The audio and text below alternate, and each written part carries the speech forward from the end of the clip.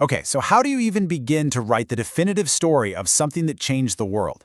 Well, today we're going to dive into the Gospel of Luke. This is a text where the author literally set out to do just that. He wanted to create this orderly, almost evidence-based record of these huge, monumental events, and we're going to break down exactly how he pulled it off. Right from the jump, these are the opening lines. The author just comes right out and states his mission. He's like, look, I know a lot of people have tried to tell this story, but I've got the inside scoop, a perfect understanding from the very beginning.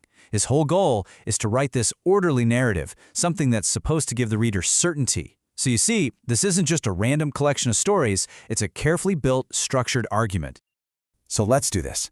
For the next few minutes, we're going to follow along with his master plan.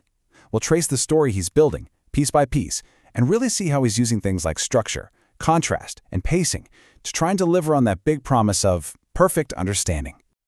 All right, so we're going to break this down into 4 key acts. First up, an orderly account. That's the setup. Then we get into the action with the message and the miracles. After that, things get serious with the road to Jerusalem. And finally, we'll look at the story's new beginning, how the end is really just the start. Okay, let's jump right into part 1, the setup. So, how do you even start a story this huge? Well, interestingly, the author doesn't begin with the main character. Nope, he starts with the world that character is about to step into. And the author's first move is just brilliant. It's this fantastic literary contrast. He gives us 2 totally impossible birth announcements side by side. On one side, you've got Zacharias. He's an old, respected priest, right? But he doubts the message he's given, and bam, he's struck mute. Then, on the other side, you have Mary, a young, unknown girl, basically a nobody in the social structure, but she responds with total faith and is called highly favored. This whole setup, the establishment filled with doubt versus this humble, trusting faith, especially coming from a young woman, that contrast sets the entire tone for everything that's about to happen. And then, whoosh, the author just speeds through the next 30 years. It's like a highlight reel. We get the birth of John the Baptist, the forerunner, then the birth of Jesus, humbly, in a manger. We get just one little peek into his childhood. At 12 years old, he's in the temple, just blowing the minds of these religious scholars.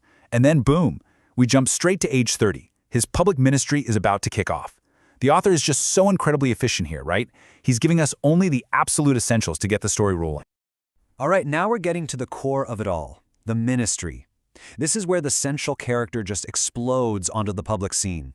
And this is where the main message and, you guessed it, the central conflict really start to take shape. And the teachings, wow, they are absolutely radical. I mean, they take what everyone thought they knew, the conventional wisdom, and just flip it completely on its head. This isn't just a call to be, a good person. It's a command to love your enemies, to do good to people who hate you, and to give without expecting anything back. It's a totally, completely new way of looking at the world.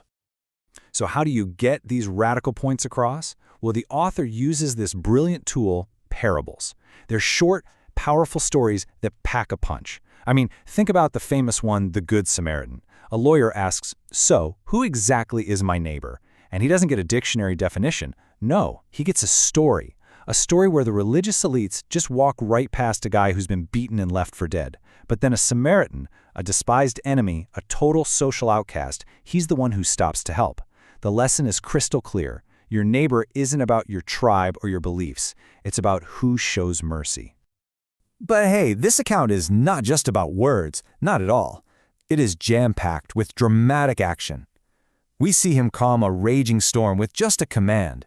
He heals a man full of leprosy. He casts out a whole legion of demons from another guy, and he feeds 5,000 people with just a couple of fish and some bread. And these miracles, they're not just for show. They're building his fame, sure, but more importantly, they're demonstrating this incredible, unique authority, an authority he often uses for the people society had completely forgotten. So all this powerful teaching, all these incredible miracles, it all boils down to one central conflict: authority.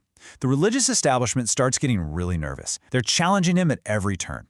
Who gave you the right to do this? Who says you can forgive sins? Hey, is it even legal to heal someone on the Sabbath?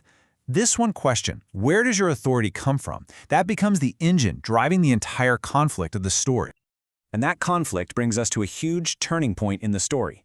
The narrative, which has been mostly happening out in the countryside, in Galilee, now takes this very fateful turn. He's heading to Jerusalem, the center of religious power, ground zero for the conflict. And the author uses this one incredibly powerful phrase to signal this shift. He steadfastly set his face to go to Jerusalem. I mean, just listen to that. This is not a casual road trip. It's a declaration, a conscious, deliberate decision to walk straight into the fire, right toward that inevitable confrontation that's been brewing this whole time. And you can just feel the tension building, right? So what's going to happen? What happens when this guy, with his radical teachings and massive popular support, shows up on the doorstep of the very authorities who have been trying to shut him down? The stage is absolutely set for a major climax. And the confrontation doesn't wait. It's immediate. The second he gets to Jerusalem, he walks right into the temple, the very heart of the establishment, and he physically throws out the merchants and money changers. He flat out accuses them of turning a house of prayer into a den of thieves. This is a direct, public, in-your-face challenge to their power. And the reaction? Just as swift. The leaders, the chief priests and scribes, they immediately want him gone. They sought to destroy him. But they've got a big problem. His popular support is just off the charts. The author says the people were very attentive to hear him, and that basically created this protective bubble that his enemies couldn't get through, at least not yet. So as all this pressure is building on the outside, things start to crumble on the inside, within his own inner circle. You've got Peter, his most passionate follower, promising he'll die for Jesus, and then he turns around and denies even knowing him 3 times. And at the same time, Judas, one of the chosen 12, is secretly making a deal with the authorities to betray him for cash. And from that point on, the story just accelerates into this rapid-fire, brutal sequence of events. You have the Last Supper, then the betrayal in the garden with a kiss, and then it's just this series of chaotic trials. It's so chaotic that even the Roman governor Pilate says out loud, "I find no fault in this man," but he still hands him over to be executed. And the climax? A brutal, public crucifixion executed just like any other common criminal. And yet, even in that final, brutal moment, the core message is still there. According to the account, one of his last statements is a plea for his executioners to be forgiven. I mean, think about that.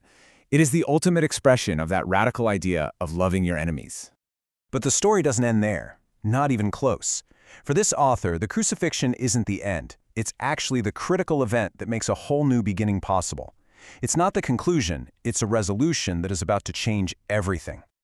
So the story's final act starts, of all places, in a graveyard.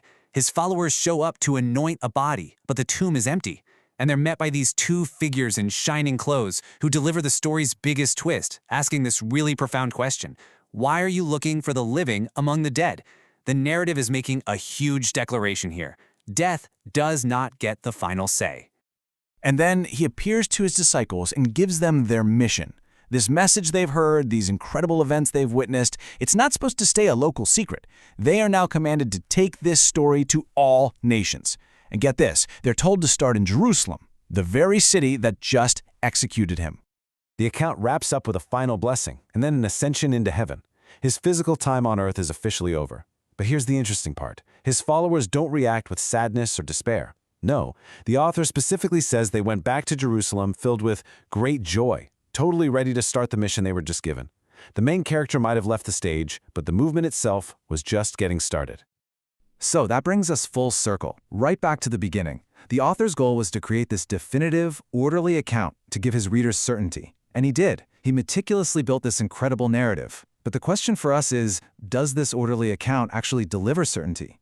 Or does this profound, world-changing story actually leave us with even bigger, more challenging questions to think about for ourselves?